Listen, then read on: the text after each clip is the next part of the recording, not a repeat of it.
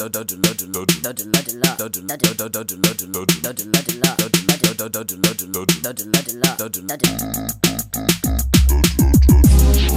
right, welcome to episode number 6 of the Dialogue Podcast, aka the D with Tina and Marie. We're at 6. Wow. We are at episode number 6. Wow, look at us being consistent. Yay us. Thank you for rocking along with us. We're gonna see how long this actually lasts, but so far so good. Wow, that sounds so. You sound like you ready for it to be done now.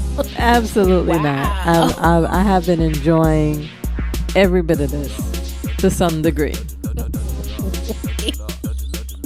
Anyway, in light of recent events, we are attempting to speak on something a little bit lighter, but it absolutely does not replace the feelings, emotions, and thoughts of our current events. Correct. And I think we just situations need a going little on. mental break. Yeah, before we mentally break. Right. I need a break from all the heaviness. I personally. But we still out there. Out here, out there.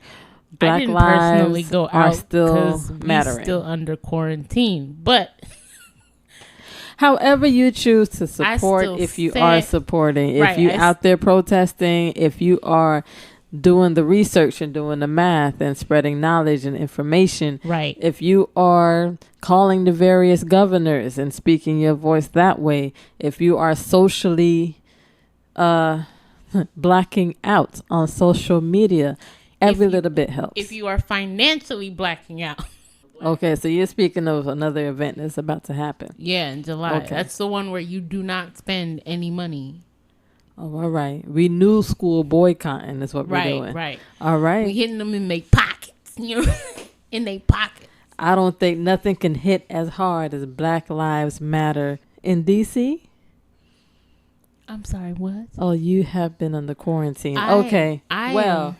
If you take a look at D.C., the road that leads to the White House, they have renamed it Black Lives Matter. Oh, you mean where they wrote on the street and in they yellow? wrote on the street, Mr. President lives on Black Lives Matter. Isn't that something? I guess.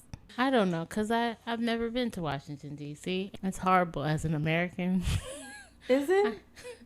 I am an American, although I wasn't raised as one. I think it depends on your interests and possibly your culture. I don't. Hey, if you've been to DC, you've been to DC. If not, then is it that big of a deal? I'm sure it's nice. I know Google is listening to me because it pulled up the White House address for me. That's the only thing I really know about it. I've never been there. Have I ever wanted to go? No. All right. Well, that somewhat sort of leads into today's topic of random first.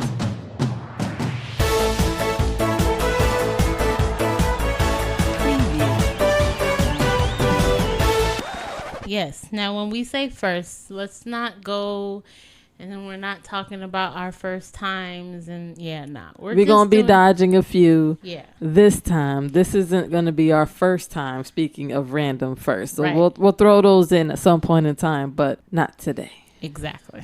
So, before we begin, let us bow our heads in, what do you call this? What Disclaimer prayer. There we go. Disclaimer prayer. Let us remind you that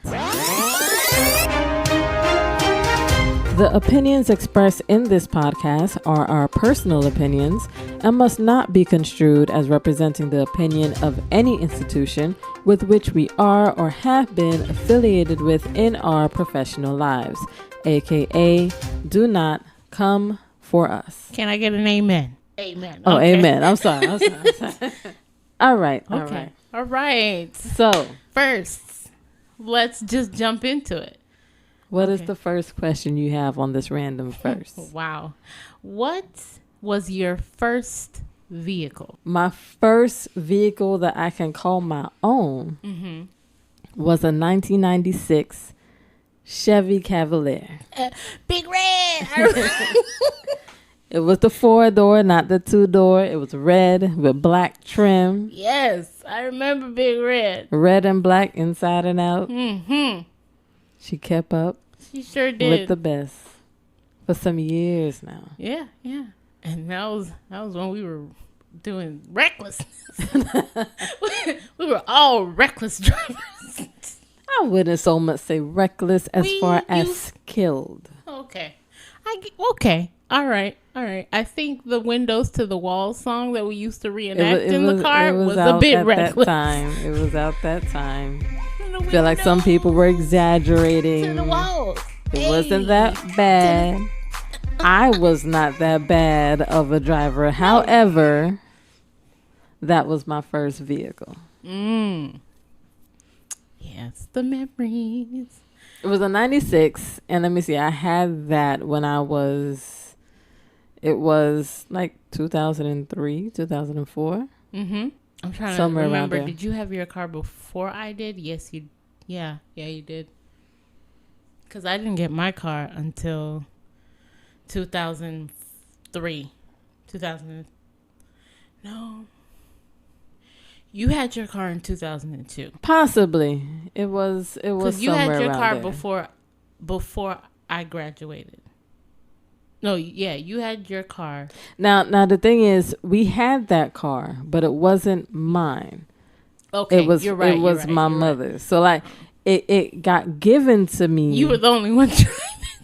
I like that. That was her day-to-day car. Right. At that time, that car actually came into play because she was renting that car so much they just sold it to her, and we wound up with that car. And then she was able to upgrade and get herself a car, and it was like, hey, you take this one. Can I say the first car your mother had that I remember was an Infiniti, and I never gave Infiniti like a thought until I saw the way your mother drove hers. It was black.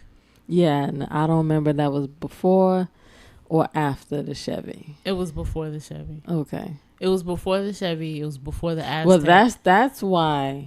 that's why the Chevy came into play, because the clutch went bad on the Infiniti. I had never seen anybody, nobody in my family, nobody I ever knew had an Infiniti, and I never thought about it because my family's like Nissan or die. You know what I'm saying? So I had no idea that Infiniti is a Nissan essentially, but I didn't know anybody that had one. I never seen anybody else in my family drive stick also. So when I saw your mom and she used to whip it, I was like, yo, this is a car. This is fancy. It looked like a Lexus, but it smelled like a Nissan. I love it. Don't quote me. I want to say it was an Infiniti i30. Yeah. No, it was a Q. Was it a Q? It was 4 doors though. Yeah. I remember that. It was 4 doors. It was a long time ago is what it was. Yeah. So, Tina, your first vehicle. My first vehicle. We know it's a Nissan, but go ahead. Since that's all the family believed in was Nissans. My first... Yeah, and then my mom went and got a Toyota. My first car was a Nissan 1997 Nissan Sentra, and I believe it was an XLE. I believe that was on there. So you out here remembering the trim of the car and everything, XL, something. I just remember because it's just in my brain. Kim, which stood for Keep It Moving, meant a lot to me. But that was the name of the car. Yes, Kim. I named her Kim. She'd been through a lot. I still remember the first time I met her. My mom was picking me up from detention in middle school. And she pulled up in this little cute car. And I was like, well, where'd this come from? Because before that, I think she had a Caprice Classic. Oh, did she? Oh, yes, she did. That she got from I guess you would say my great uncle. And I loved that car. I wanted that car. Because that car felt like driving on a couch. How would I know that? Because I drove it once. couple spins in the parking lot. But that's it. And she had that car. She got it in 1997, brand new, fresh off the lot. I was like, what? Yes, it was pretty. Kim. All right. Well, Had Kim for a long time. I think I had Kim up until 2017. 20 years? Mm-hmm. She was 20 years old. Still, she was running. Let me tell you, me and Kim, we did some reckless stuff, but we was good. We was good. I finally got, like, my mom had her and kept her in good working condition, and then I got her because my grandfather bought it from her, and then she ended up buying a Camry, brand new too, in 2002. And once I graduated and my grandpa got too old to drive, they gave that to me. All right. Well, next verse. Your first job. My first job. Wait, legally? We're only going to talk about the legal ones. Okay. My first job was McDonald's. Okay. What were you, cashier? Yeah, I was up front. I was either at the register up front or in the drive-thru. I used to love being in the drive-thru. I used to love and hate being in the drive-thru. I mean, that sounds about right for McDonald's being a first job. That was the easiest job I've ever gotten. That process was, I went in with a cousin. Mm-hmm. She had already gotten the job, and she had to go there to go pick up her uniform. So we went together. And when she was there, she said to the manager, who, by the way, ended up being a manager at my second job. She ended up being a manager at Walmart. And when I went and got my second job after I graduated, I got it at Walmart, and she was a supervisor there. And I think I got it because she was there. Wow. Right. Because as I was walking from my interview, and the HR or whatever is walking you out, mm-hmm. I walked by and I saw her, and I was like, hey. And she was like, oh, girl, what's up? Did you apply here? I said, yeah. And she's like, and the woman's like, you know her? I was like, yeah, she was my manager at McDonald's. And they were like, oh, okay. And then next thing you know, I got the call. Look at that. Isn't God good? But I walked in with my cousin. She told her, like, do you have any more positions? Because my cousin's looking for a job. The woman looked at me and she said, you need a job? I was like, sure, why not? Yeah, let's go to work. No problem. They're like, you sure? I was like, yeah, I'll do it. No problem. Here, fill out all this paperwork and we'll call you when your uniform comes in. That was it. No interview, no nothing. It was really just a talk. Like, hey, this one works. This is my cousin. She's good. Apparently her word was good, because when we were together, we used to be working. I think that's the most fun I had at it. No, it's not. I have fun at every job. But yeah, we worked well together because we had each other's back. So if she was working like the register inside and I was doing the drive-through, we would just be zoop, zoop, zoop. We were quick, and we didn't get people's orders wrong either. You wanted fries fresh out the grease, all I had to say was fry drop. We good. Fresh fries when you pull up. All right. What was your first job? Technically, thinking about it now, I guess my first job would have been the military. Yeah. That was the first legal paycheck, you're going to say, I received. I enlisted into the National Guard at 17, and I would do my weekends and my summer and all that kind of stuff a month. So you were National Guard Reserve? Reserve. Okay. I was reserve. Okay. That would have been my first job. After that, because there were some difficulties of me completing my basic training, I winded up working at Target.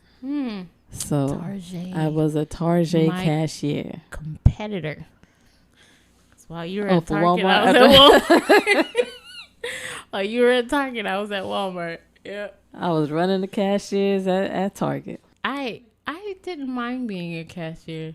I didn't either. I thought it was fun. I thought it was challenging, especially at Walmart, to see how quickly I could how quickly I could ring up people accurately. That was fun.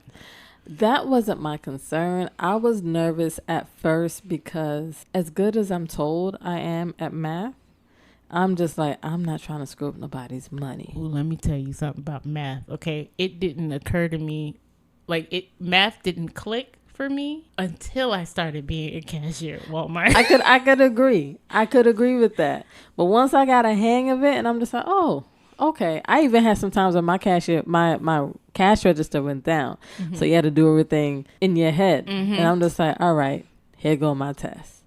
But I even got that. My lines, never long.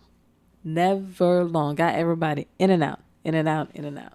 So I absolutely did not mind being a cashier. I used to tell people, hey, like when they started to try to help me put their stuff away, I was like, nah, I got it. So I used to just spin it like Wheel of Fortune, just spin it and just put their stuff in there real quick. Like, it was fun. That part was fun. But I used to like to work at customer service because I used to like telling people no, which was rare.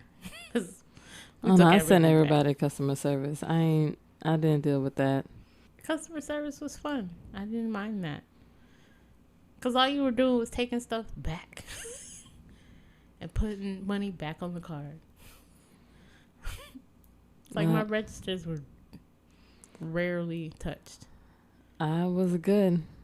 Just let me cash you out and call it a day. Okay. When was your first time out of the country?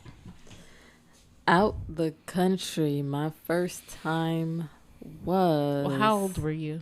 Now I'm going to have to do math. We just finished talking about that. Okay. If you could say what year. Then I want to say my first time was either in 92 or 94. I'm leaning more towards 94. Could have been 93. Somewhere between 92 and 94. I went to Belize and spent, I think it was like a week. Quick vacation. Came back. I was obviously somewhere between the ages of 8 and 10, maybe 7. Somewhere between 7 and 10. Would have been my first time out of the country. And you went to Belize? I went to Belize. Did you have fun? I did. I don't remember that trip as much as I do others. But, yeah, I can remember small things from then. It was all right. That trip, at least. I rather remember other ones. Oh, okay.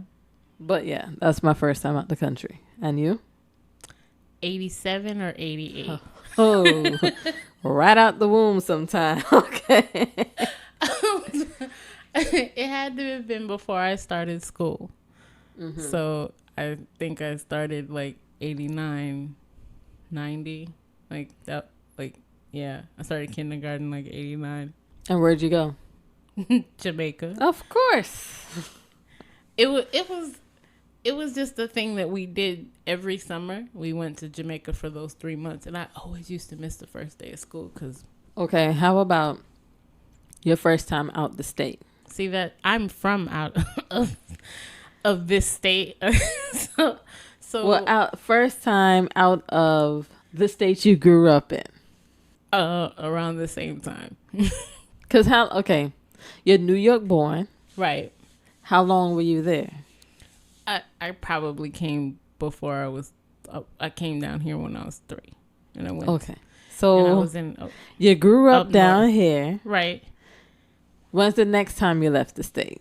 Around that, either 87 or 88, because I think we went back to New York, so that's going back out of state. I guess. Okay, we went back to New York, and then we went to Jamaica. Any other states? That's not going home. I mean, we had moved here. My whole family had moved here, but they were selling the house in New York, so yeah, we went back. Okay. So that's technically out of state. You're right. All right. So technically, you're right. Okay. I've been to the I mean, I did it a few times. So does that count? Like, it doesn't count when you go. I'm trying to. You went back and forth to New York. Yeah. Yeah. I mean, technically, we're gonna call it that. know, if you go by bus, you go through a few states. All right. Next question.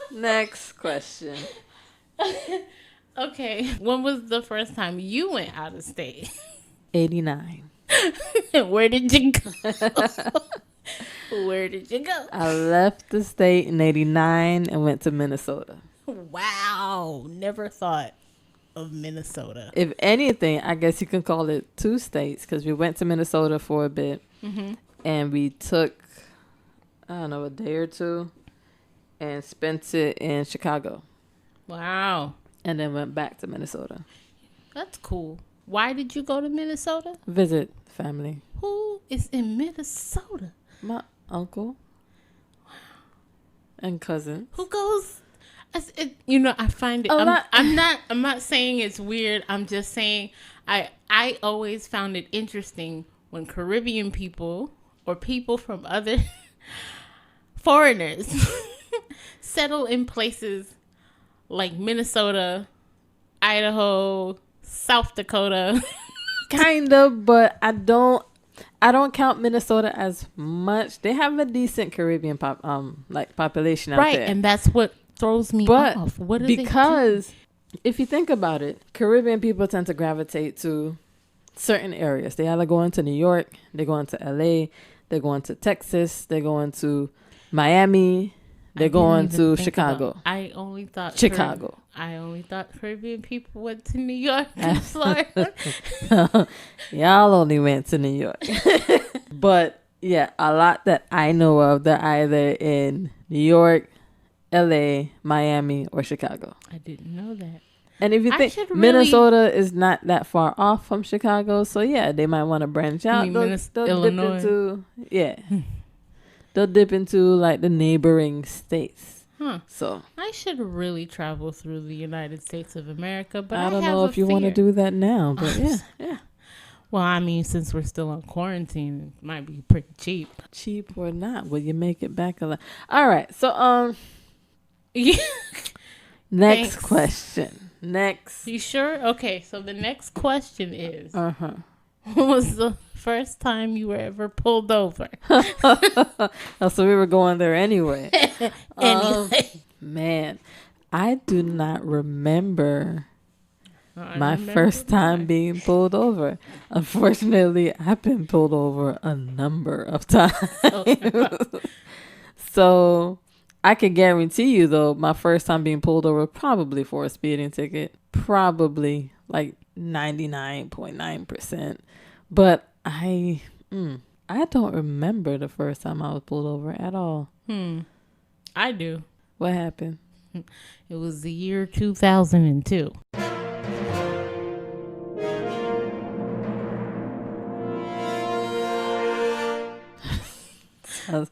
That sounds like a story. Go ahead.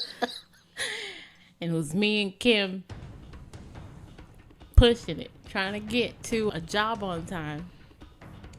It was early in the morning, and I was trying to get to the highway, but through a school zone before it turned into a school zone.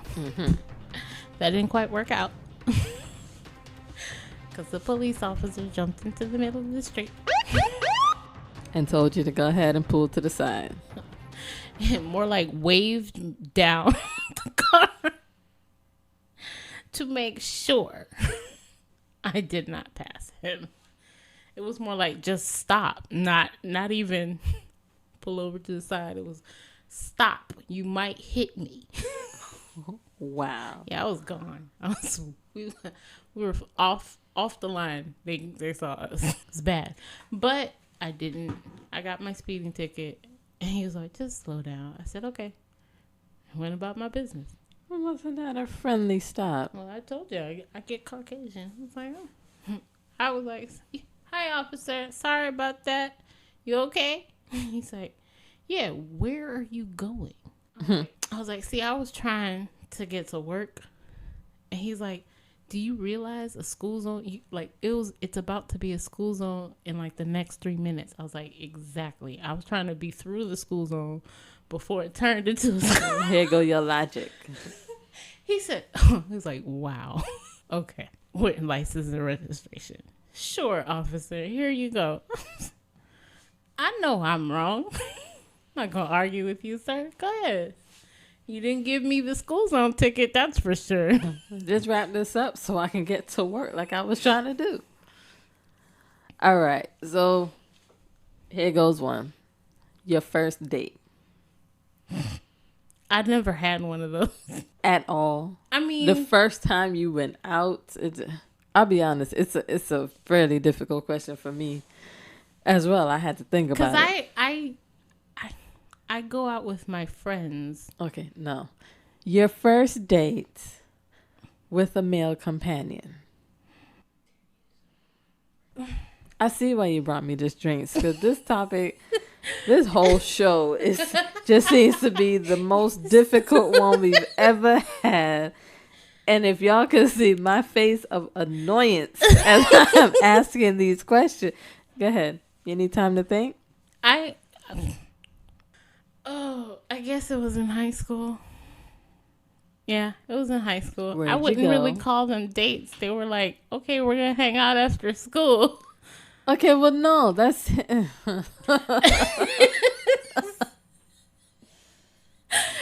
That's why I'm saying, like, I don't really consider them dates. But in a sweet way... Yeah, we've learned you don't really consider a lot of things. You completely bypass an entire relationship and not knew. Look, okay. It was really confusing at that time. Okay. There was a lot of talk of other people. I wasn't sure. So I just went with the flow. Anyway, back on topic. Mm-hmm. Yeah, high school, probably junior year. Used to go to the movies. Used to go to the little sandwich shop, corner store sandwich shop. Get you like a little small sub and a soda and chips, $3. You know, them kinds of things. I mean, that was good enough at that time. It sure was, especially for people who don't get allowances. You know, you had to have a job to get change, or you find change in the couch and you find enough to get a sub, some chips, and a soda. And then we used to get into the movies for free. So we go to the movies. I watched movies every day after school. It's a wonder I graduated. Homework was not involved. Okay, so... When was your first date? Here you go. Yeah. I did have to think about it. Did you? I want to say... You don't want to take another sip first? Or? Nah, Okay. I got it. My first quote unquote date Look at now you throwing up quotes. Okay. that I'd count. I'll explain why. One, my mother knew about it. Oh, So look at you. it was bold. like, okay, this might be official. But the way it panned out, there was a dude that I guess had a thing, not even I guess. Okay.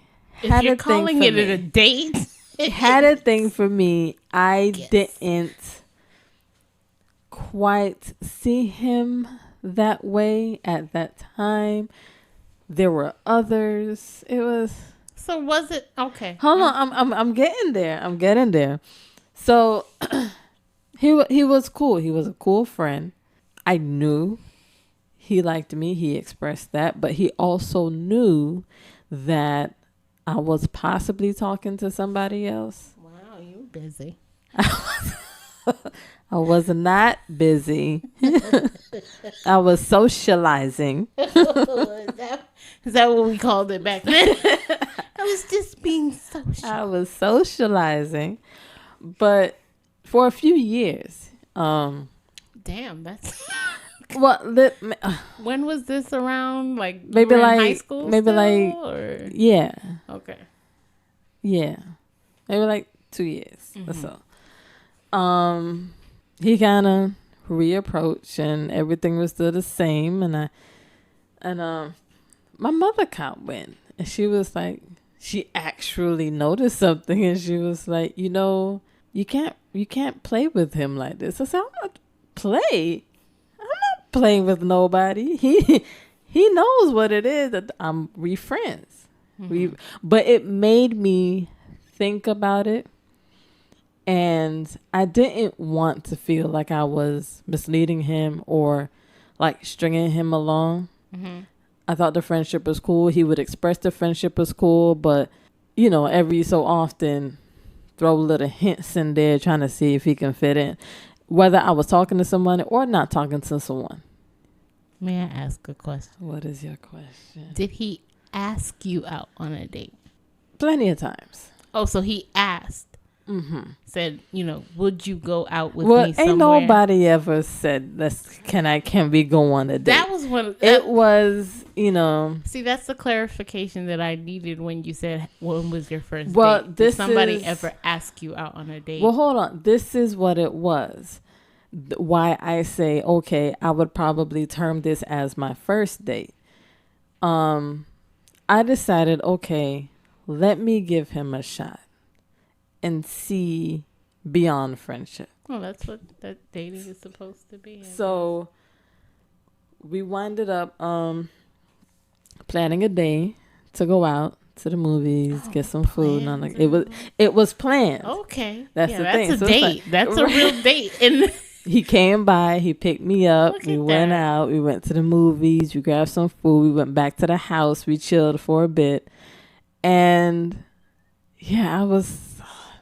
The whole night, I was like, yeah, you're a great friend. I can't, I don't see this. I don't see it. But it didn't go sour or anything like that. We remained friends for a little while. We got grown. He's married, got kids. It's cool. But I would probably term that as my first date. If you go by your definition of the first date, then mine was not. Well, then do you have a similar experience? I would say years later, I would say somebody actually asked me out on a date. And how did that go? Yeah, it was okay. What did y'all do? What remember. did y'all do? Where did y'all go? I honestly cannot remember. I'm going to go with the one that someone actually came and picked me up, because I'm not going to do the one where I did the driving, because that's not a date to me. Understood. I don't count that as a date. That's hanging out. If I got to drive, we're hanging out, unless I asked you. But we went out. We went somewhere to eat. Came back. Nice car. He had a nice car with a very nice system in the car. So I got to listen for the first time. I got to listen to jazz music. Well, and I was like, yo, this is fire. I'm not wondering, who did you date that was listening to jazz? See, I have a thing for people. At that time, I was, in my 20s. And I was not dating nobody in my 20s, in their 20s.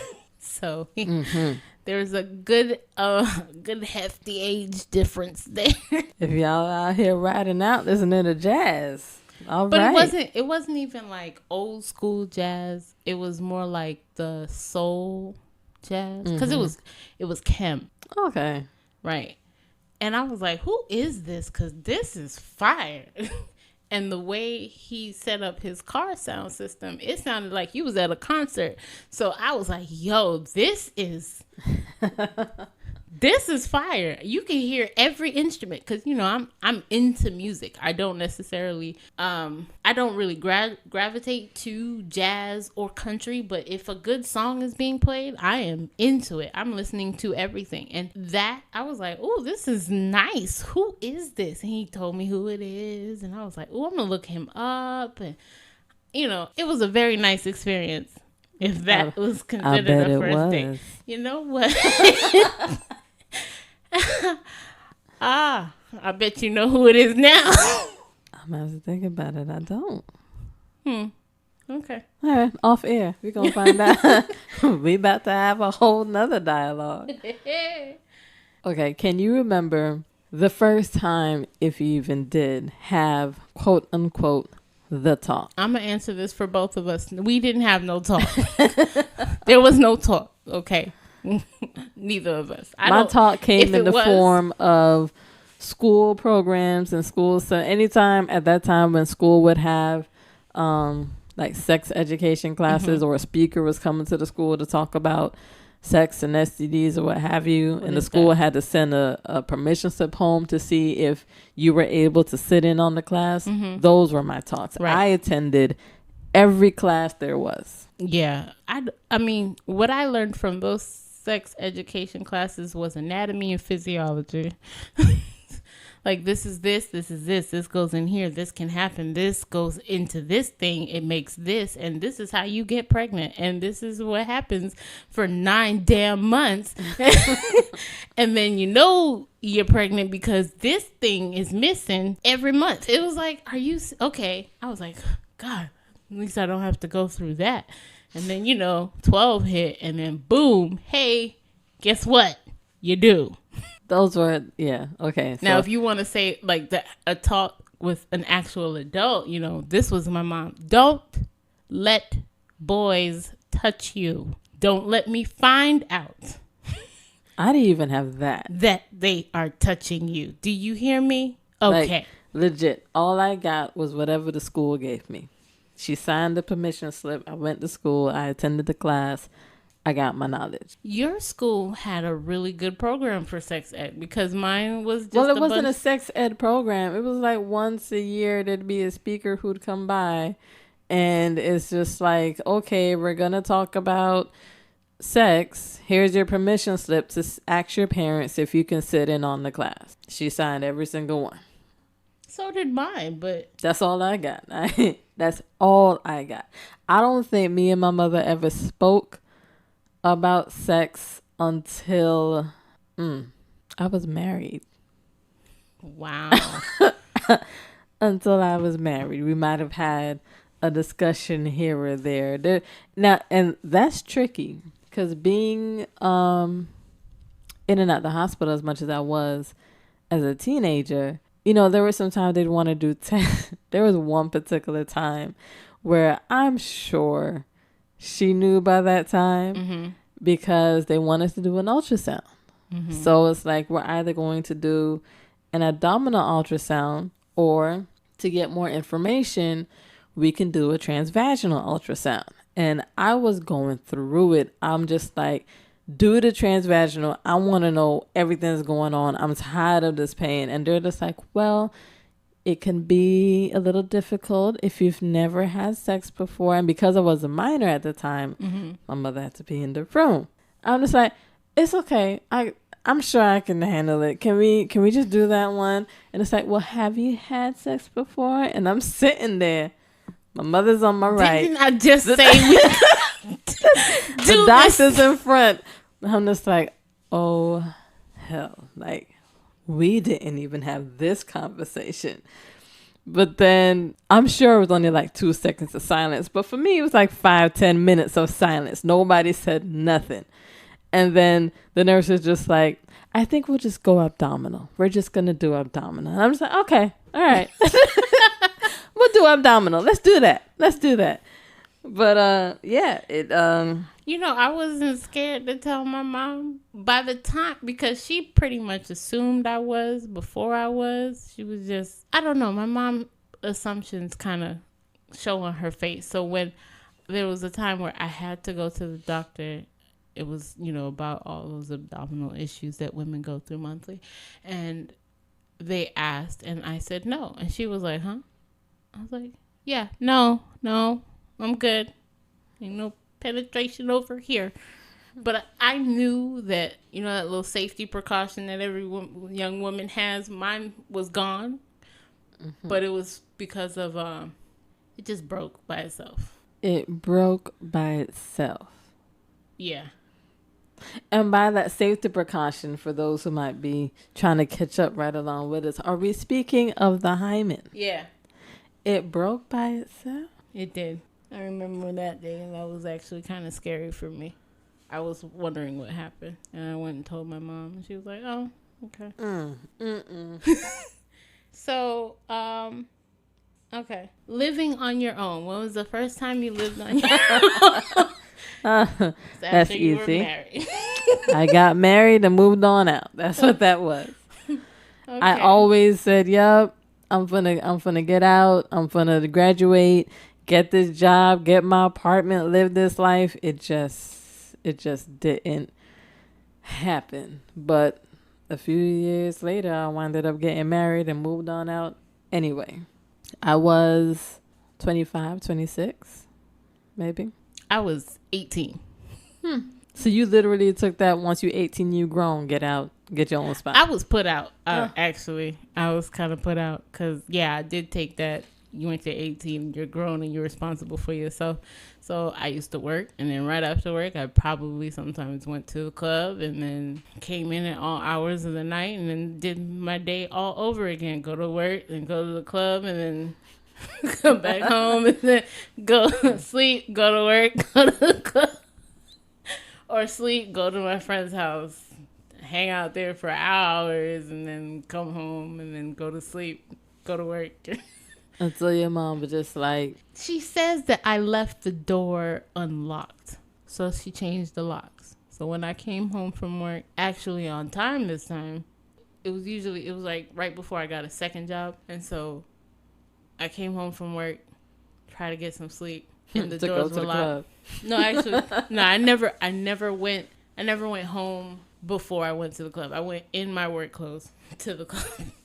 It wasn't that kind of club where it mattered. It just needed to be 18 and I need to be in before a certain time. Walmart or not. At that time, all you had to do was wear khakis. So I used to be wearing khakis and a polo. Boot. That's it. I'm in. Because remember, you had the vest. That was your uniform, the vest. Right. So we was in there. But came home before, wasn't going out, wasn't hanging out, just came home after work, and the doors were locked. And I was like, okay. And I left. And I went to my friend's house and I slept there. And the next day, came, picked up my stuff, and I was out. That was it. I thought that's what it meant. You know? Ain't been back since. Okay, well, next question. When did you get your first credit card? A year and 9 months ago. Your first? Yes. Credit card? Yes. I wasn't expecting that answer. I thought I was going like everybody else, like straight out of high school, because they target you right out of high school. You start getting all kinds of pre-approved credit applications. Okay, all right. I got mine. I must have been 22, 23. Needless to say, I didn't have proper training on how to use the credit card. It wasn't so bad because I had started a business at that time. I started the record label. So I got the card, not through the record label, but it was helping with it. And yeah, when you start to mix personal, and I tried to assist with some bills in the house to help my mom, and just never recovered. I didn't do it. Not me. No, they weren't going to get me. Nice. Okay. Let me ask this. What was your first self-financed big expense? I even had to think about that one. 2 years ago. What was that? The cruise. Well, I guess it defines what's determined as big. But yeah, I can see that. But that was something that like you paid off over time. Mm-hmm. Okay. Well, my car. My bad. But that was around the same time. I would say one of my cars in the past, I didn't do the down payment, but I did have the rest, the payments. Right. Yeah. Yeah, that's what I said. But I had to think about it. I was like, oh wait, yeah, my car. I did pay that off. Outside of that, self-finance big expense. Your record label. Believe it or not, because I started like mad small. I got a lot of help with that, gifts here and there, donations here and there from people who clearly believed in my dream, which I appreciated. But I don't know. Outside of like a car payment, I would probably say the apartment after getting married, but that was like a joint venture on my own where it was just my money. I'm gonna just go with the car payment.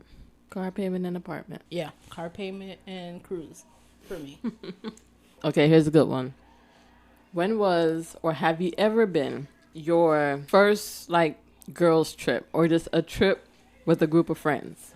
And when I say trip, it's not I'ma scoop everybody up when we going to so and so's house. Y'all made a plan. Y'all went away for like a weekend, a week or something. First trip. 2017. All of this is so recent. Okay, where did you go? Halloween Horror Nights.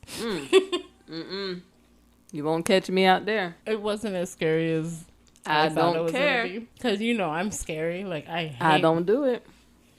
I feel like that's just a setup for people to get kidnapped or... It's not. Like, I felt that same way, too, until I actually saw the setup. Everybody out here just with masks and what have you. You don't know who's who? No, not everybody's out there with just... Only the staff? Only the staff. How I know the staff ain't demented? First of all, the staff, they didn't wear masks.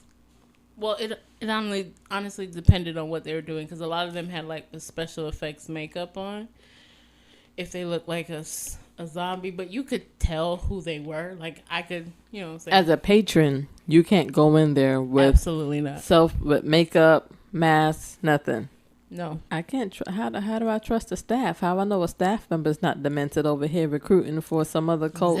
That's between Walt Disney or who and that staff member. Hey, Disney got some dirt. Oh, look at you. Here conspiracy theorists.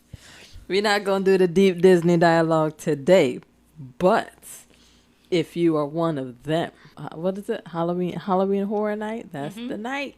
That is the night. I had so much fun laughing at people. Like, and I'm the scary one. Like, I jump at, like, backfires from cars. Like, I am scary.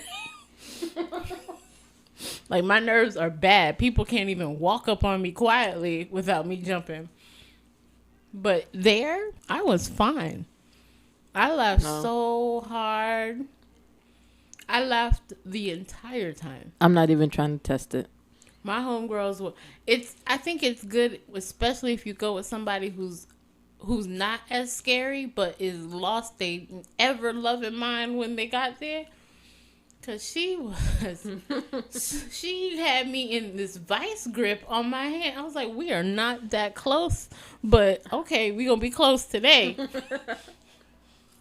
She had me laughing because I had to lead her into some of these haunted houses because she was just so scared. And I was like, but you see, I would have to tell her, to your right, to your left, up, to your left. You know what I'm saying? Just to give her a warning, because I am naturally, like, I look for stuff. Like, I don't just blindly walk into anywhere. Self-preservation is very important to me. So I see stuff. So the dude that's like, there was this guy dressed like a bat, and he has like a bungee cord on. So he just kind of leans over and just like comes down on you and then bungees back up into his position. I saw him coming. Nah, I would have went out swinging. I would have been escorted out the park. But the thing is that it's in a line. You're in a line. I don't care. So you see him do it to the people in front of you, if you're paying attention. And so when he came down and he did the people in front of me and they screamed. And then when he came down on us, I was like, above you. And he came down and I said, hello. And he went back up. You know what I'm saying? And meanwhile, my friends are there screaming their heads off. I was like, but I told you he was coming. I told you he was coming. Okay. I would probably say my first girls trip or just friend excursion, what have you. I don't remember the year. Yeah, I do. I'm lying. It was 2011. That's you talking about me? I just thought about that as I said it. Where'd you go? I went to Daytona. Me and another friend actually drove to surprise our other friend in Daytona for her birthday. So we just kind of made, was it a weekend? A couple days? I don't remember how long we was Y'all up there. planned that? Somewhat, sort of. Yeah. Yeah, we that did. sounds like something where you just go pick up your girls and you just drive. No, we planned it. Because she had no idea that we would be there. We were obviously planning something ridiculously stupid. Yes. As we tend to do. Sounds about right. But she didn't think that we would be doing it in person. That's stupid. Okay. Yeah, so she was on campus at the time, so I knew of where she would be from conversations. That's kind of creepy. But go ahead. Is it? Yeah, a little stalkery. It's not stalkerish. We would talk about this all the time. I knew her schedule.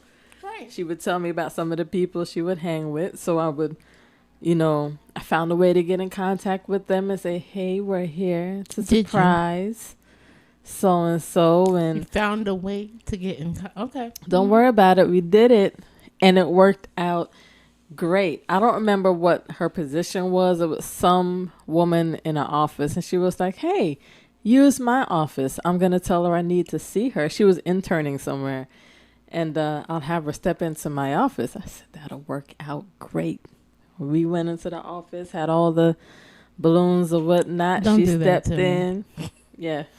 You say you jumpy. I know. But you out here at Halloween Horror Night. Somebody was more jumpy than I was. And that helped. I couldn't stop laughing. And it was extremely raining. I don't care. All right, what's next? First, drunk or under the influence experience? You are not. Absolutely not. I know your tolerance. That ain't it, sis. First, or under the influence? Okay, so we're just not talking drunk, about drinking. Yeah. Okay, just under the influence. Well, I guess I can answer both. The first time I actually got drunk, and the first time I got high. Both were quite the experience.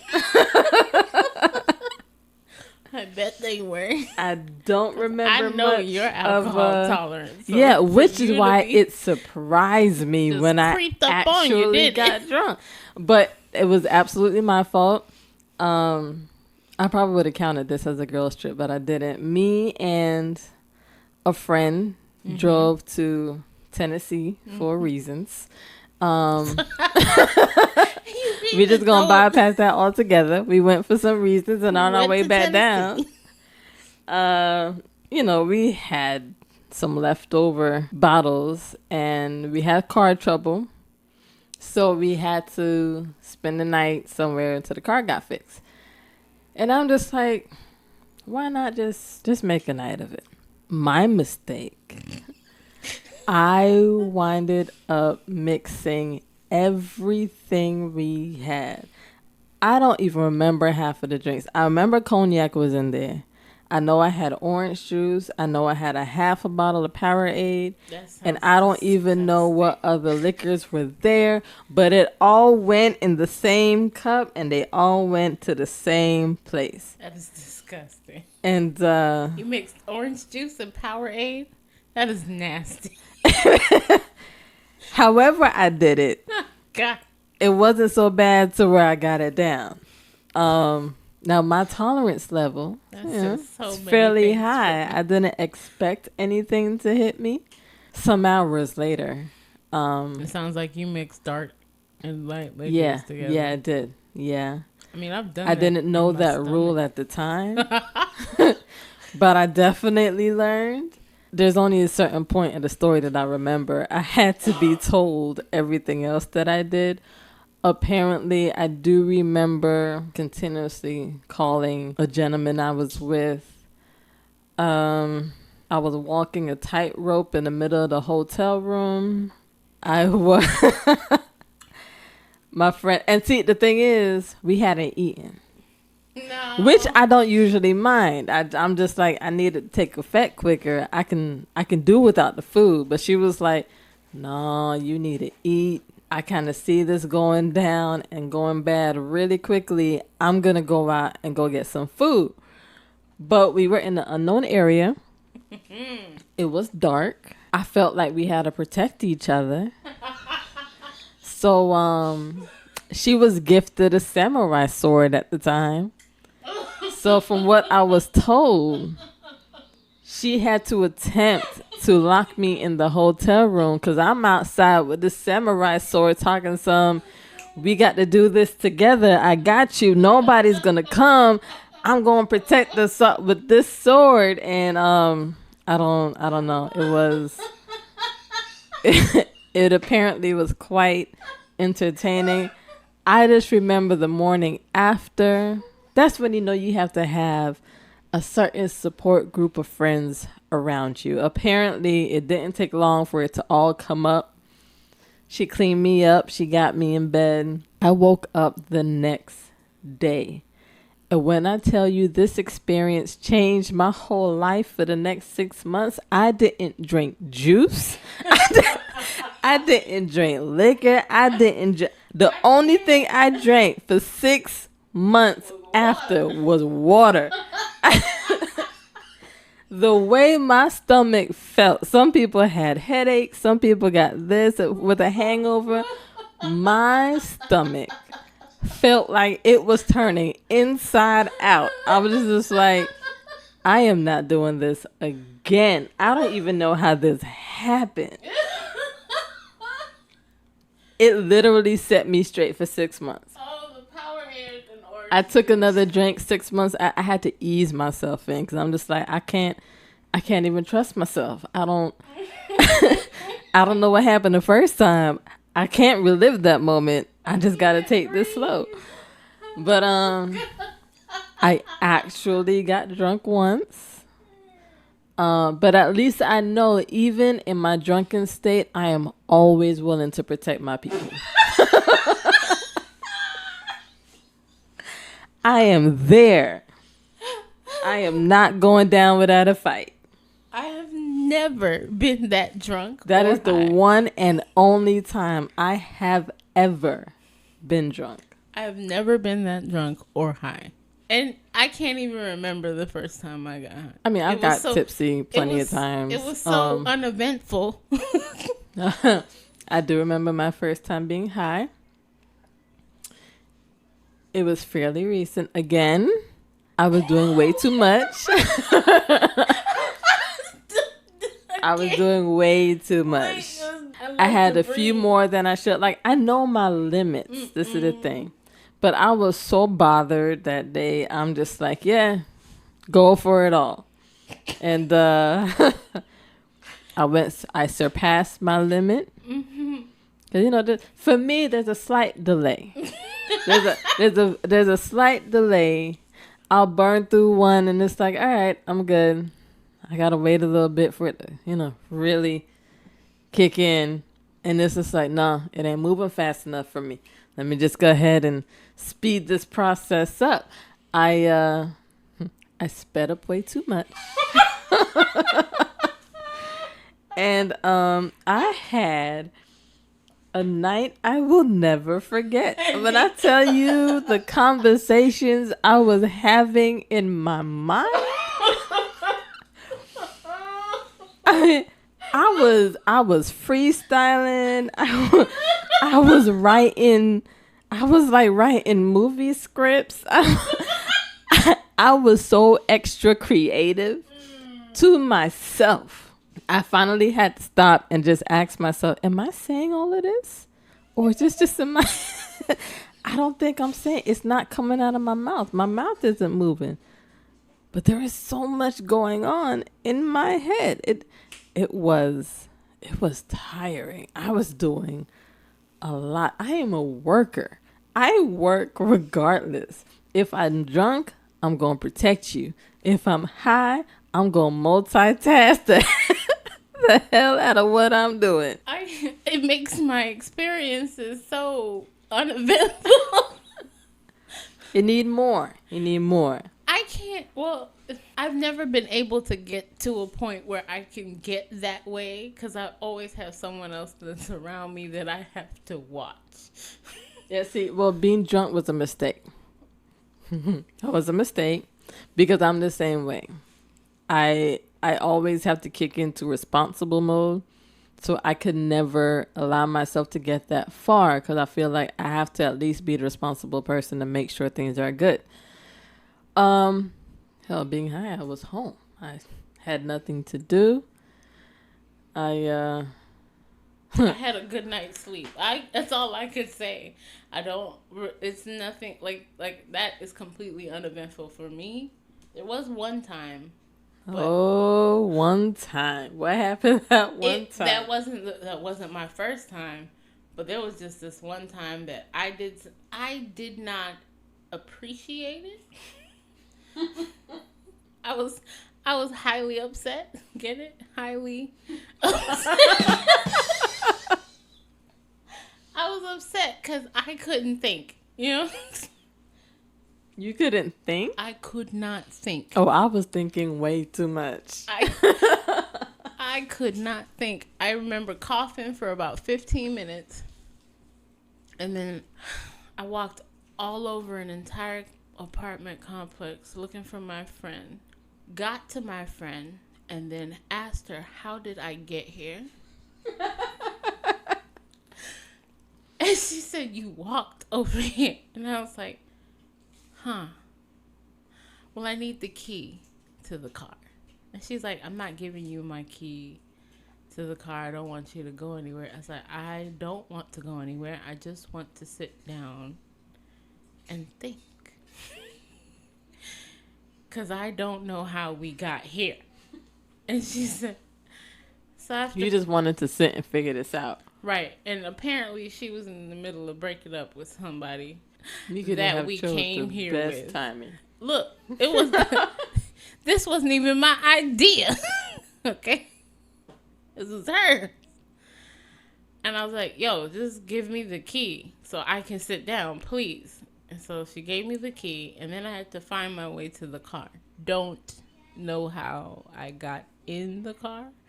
So I sat in the back seat of this car trying to figure out, how did I get here?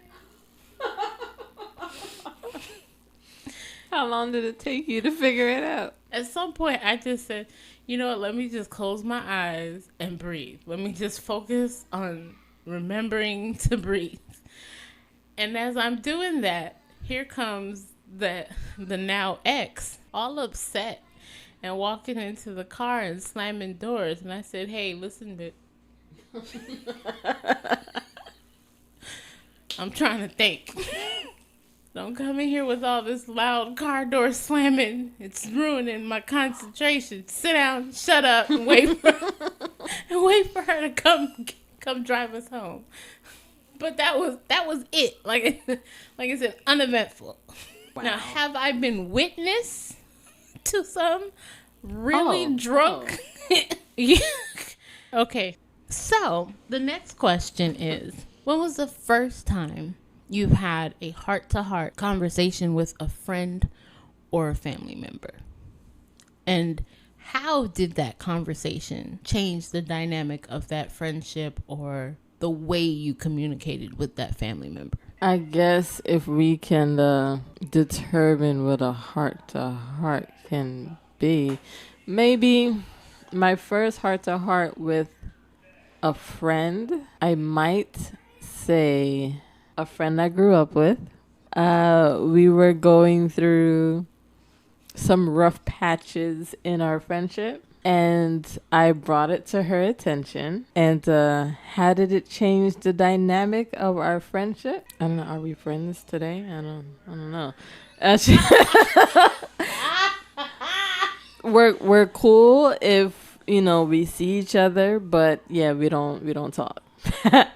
As a first heart to heart, maybe that it was It was a whole situation. It sure the hell was. Yes. Apparently, you might remember. I remember, but I didn't care. I was just like, what's the big deal? Well, I mean, for me, I was kept out of the loop because, my mouth, it don't really have a stop. I don't see how a lot of people didn't know. I come to find out a lot of people did not know. I didn't care. Well, that's different. That was y'all business. There wasn't even a lot. Half of that business wasn't true, which was why we had to have a heart-to-heart. So to really skim over the surface of this, there was a gentleman involved that we were all friends with. Do we have to call him a gentleman? Because there was a gentleman involved we were all friends with who apparently liked my best friend. I was cool with it. But there was talk going around that was spreading that I was not cool with it because I was secretly, madly, insanely in love with this man. He was so narcissistic. He thought everybody was in love with him except for me because it started an entire riff. Yeah, it sure did. Between us. Yeah. And when I, tried to say, all right, fine, let's duke this out. What is really being said. And we all I'm talking about we had a sit down. My mother got involved. Like it got that stupidly big. And I could only get through a couple of minutes because the moment he opened his mouth with some stuff, I think my mother even saw my facial expression and she chimed in because I was done. I was done with everybody and everything. I'm just like, you know what? Think what you want to think. I'm done with all of this. Y'all out here secretly moving around. Oh, we can't tell her because you know how she really feels. And I'm just like, when did I ever feel anything? I helped y'all. How did it change the dynamics? Okay. We're all right if we see each other. I don't know, but that story sounds like you still a little salty. You salty and old McDonald's fries. You salty. We're not best friends anymore. I'll leave that there. First heart-to-heart with a family member, I don't know. I can't really answer that question, period, because I don't know. I feel like you are like kind of just now having heart-to-hearts with your mom and building a different relationship that is beneficial to the both of you. My opinion, from the outside in. Yeah, but that's not like the first time that I've had a heart-to-heart. It's just been the first positive one.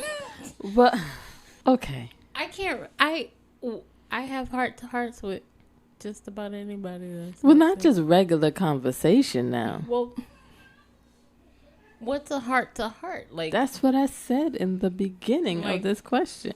Something where you try to clear up a misunderstanding?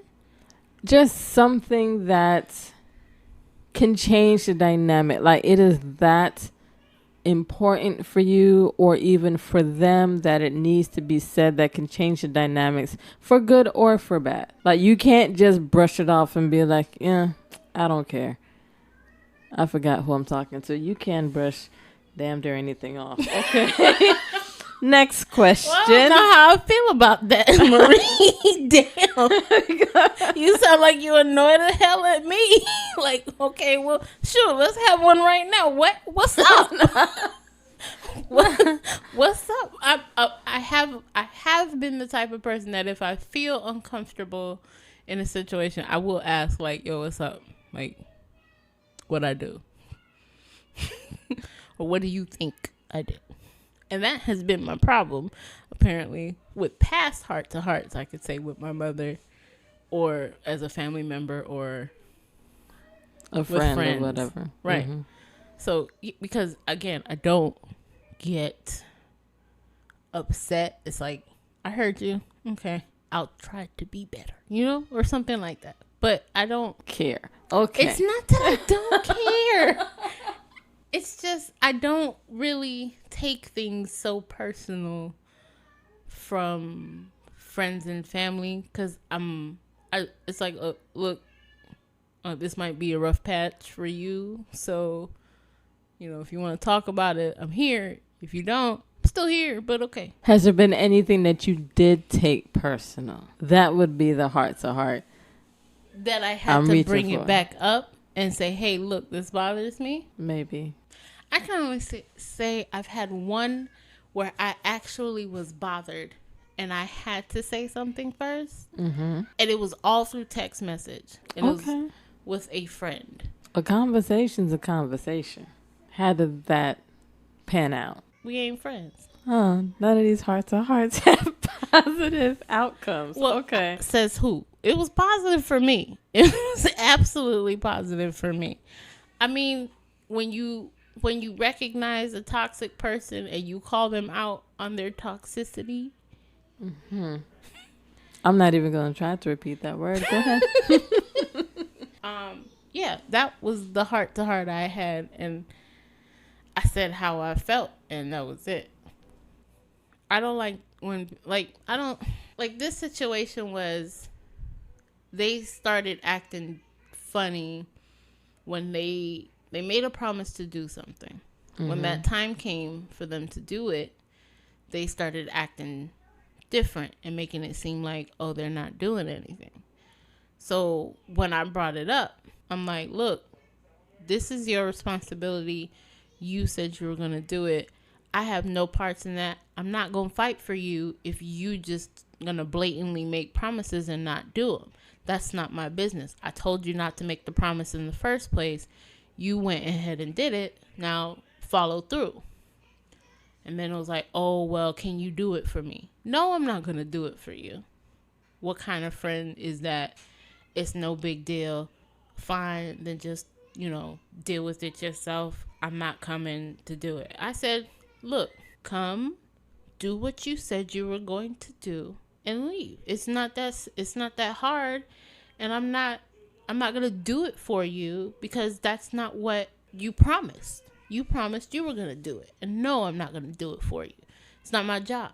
Mm-hmm. Oh, I don't see what the big deal is. I said, look, if you don't see what the big deal is, we don't need to be friends. So come get yours. I feel like I know what problem that one was. All right. Well, all right. We're going to close with this one. What's the first thing you bought with your first paycheck? I don't remember that. That's so detailed. Really? Yeah. Because I remember. I do not. I bought school clothes with my McDonald's paychecks. I saved them. And then I went back to school shopping. I bought an Echo Unlimited reversible jacket from Burlington Coat Factory. Because I had that bad boy on layaway. I absolutely do not remember. Socks and underwear. And then I went to Pack Sun and got some khakis and some button downs. I was extremely different. Let's just say that. I used to carry the receipt from that Burlington Coat Factory because that was the first thing that I bought. People were like, why did she carry the receipt in her wallet? Because it was important. Well, isn't that nice? It was the first thing I ever bought with my own money. Like I finally got to buy my own school clothes and not go get my school clothes from Sears and the women's section. Looking like a young mother. It's like no disrespect to the young mothers out there. Looking like my mother. How about I'll just say that. Looking like my mother. Y'all out there twinning. Mom buying multiple shirts, one for my colors and another for her. We wear the same things. This is stuff that she's like, oh, I just want you like, miss, I am not going for a job interview. This is school. I need name brand clothes and stuff wasn't. What is that? What is that? It wasn't in the household for me. I looked at I got name brand clothes from my adult brother and sisters. I didn't even get that. Let me tell you something. My brother used to work at Lord and Taylor, right? Mm-hmm. So he got the fancy polos. Okay. And back then it was like the colors with, he had the color blocks of colors and everything. Oh, he used to hate when I wore his good shirts, but buddy. I used to treat, I felt like it was the first day of school for me, even though we got the basics for school. Yeah. Christmas gifts were underwears and socks. Yeah. Yeah. But the first day of school for me where it was wearing something brand new was always after Carnival. Because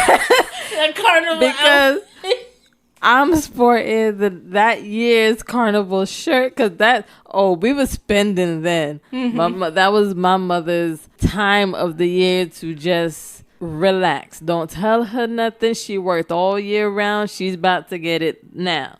So we bought every Carnival shirt that was being sold, every flag, every this, every hat, every banner, So I would come like that whole week after Carnival. I had a different shirt every day. Like my Carnival shirts were my ready to get back to school time. Yeah, that was my back to school. My back to school was my elder siblings' clothes. My brother specifically. I had from middle school, his clothes were my back to school clothes until, like whatever he left at the house, because of course he was probably in college or something. So whatever he left at the house, that was up for grabs every day. My mom got so tired. She was like, "What? Where are the clothes I bought you?" Sis, what? Your clothes are not appropriate for school. They are not acceptable clothing for school, especially for me. And my style, I was like, nah, nope. Uniforms were not necessary in middle school. Uniforms were not necessary in high school. Hell, they weren't even necessary in elementary school.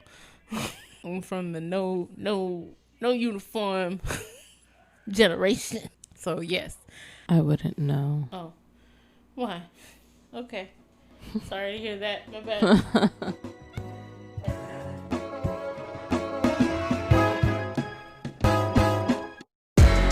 That is our show today. Thank you so much for listening. We really enjoyed it. It was very light, We didn't get very deep in there. We didn't just to kind of put your minds on something different. Brush past all these topics. It was just, an episode of firsts. That's what it was. Right. There'll be more. There's definitely a lot more firsts to dive into. Are there? Then what? How many more firsts do we need to talk We're about? Called the D. Hey, did you mean what happened first to dive I don't want to tell nobody about my... Well, so... all right. Well... Don't care to talk about it. Hope you were able to just kind of take a breather with this episode. Definitely not to get distracted from the cause at hand. Breather, it's a little too soon for that for me. Take a rest. What? You're right. You're right. I hope you were able to rest your minds and soul and take a trip down memory lane. Maybe some of your firsts, like your first car or first big expense. Tell us about it. Put it down in the comments. We will definitely enjoy that conversation and give you some feedback as well. You can find us on Instagram at The Dialogue Podcast. You can search for us on YouTube. Just search for The Dialogue Podcast. And we are newly on Facebook. We are there. Just check out The Dialogue Podcast. We're practically The Dialogue Podcast wherever you go. Right. It's really hard to put the D on everything. Not quite. Pause. You can put the D wherever it goes as long as it fits. Pause. Super pause. We appreciate you for tuning in and for the continued support. Stay tuned for next week's episode every Wednesday, hump day at midday. That is 12 p.m. for those who are unsure. Eastern time. And like always, until then, Stay safe, stay blessed, Still stay woke. and have some dialogue.